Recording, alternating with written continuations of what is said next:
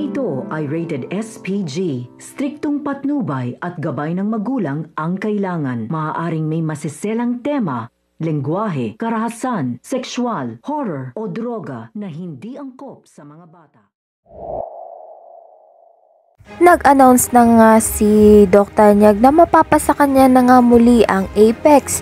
At ito ngang si Giselle ay kinausap nga itong si Mr. Soler at may chance ang ibigay na nga muli ang share dito nga kay Dr. Nyag at mapapasa kanila nga muli ang ospital ng Apex. Ngunit sa kasamaang palad nga ito ngang si Moira ay pumunta nga at nag-iskandalo na naman nga sa announcement nga nito ni Dr. Nyag dito nga sa Apex at may dala-dala nga siyang papeles na nagpapatunay nga raw na sa kanya nga ang Apex.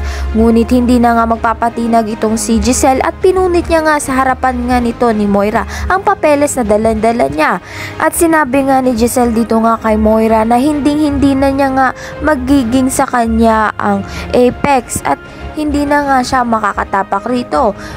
Dahil nga dito ay malaking pagsubok na naman nga sa pamilya nito ni Obeng dahil may malaking tsansa nga na bumalik nga itong si Moira at magpasabog na naman ng kasamaan nga sa kanila. Ayan ang pakakabangan natin dito nga lang sa Abot Kamay na Pangarap.